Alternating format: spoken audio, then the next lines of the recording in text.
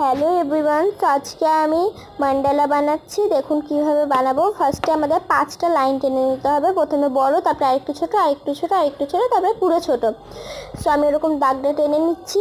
প্রথমে এই দেখুন বড় লাইন, দেন তারপরে ছোট, তার থেকে ছোট, তার থেকে ছোট, লাস্টে সব থেকে ছোট লাইনটা টেনে নিয়েছি। 5টা হয়ে গেছে। এরপর আমাদের এরকম ফুল ফুল করে নিতে হবে। আমার ফুলটা যাতে আমি আগে এঁকে ফেলেছিলাম, ওর জন্য আমি আপনাদের এইভাবে দেখিয়ে দিচ্ছি স্ক্রিনে। আমার গোটাটাই করা আছে ফুলটা। দেন আমাদের যেটা হচ্ছে ওটা আমি আপনাদের স্ক্রিনে দেখাচ্ছি। দেখুন আমাদের লম্বা লম্বাভাবে দাগটা টেনে নিতে হবে। লম্বা দাগটা কীরকম, এই দেখুন এরকমভাবে, এভাবে লম্বা দাগটা গোটা ড্রয়িংটাতে এইভাবে, মানে যে সাইকেলটা এভাবে ভরাট করতে হবে। তো আমার এইটুকু দাগ টানা হয়েছে, যে এতটা, তারপরে এখানে এতটা, তারপরে এই যে এইটুকু হাই।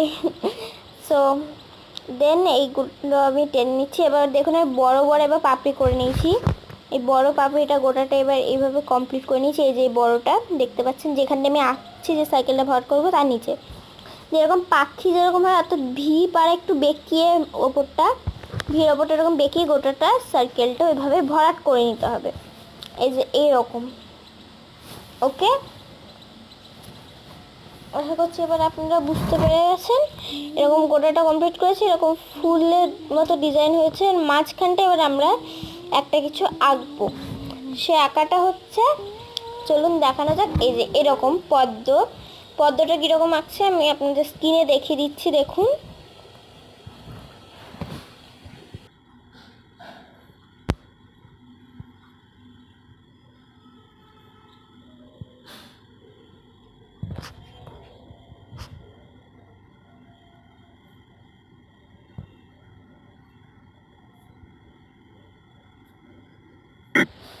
আমার একটু এই জায়গাটা কাটাকুটি হয়েছে, ওটা আমি ইরেজার দিয়ে পরে ঠিক করে নিয়েছি। দেখুন পরে কি আঁকবো ওটা আমি আপনাদের দেখিয়ে দিচ্ছি স্ক্রিনেই।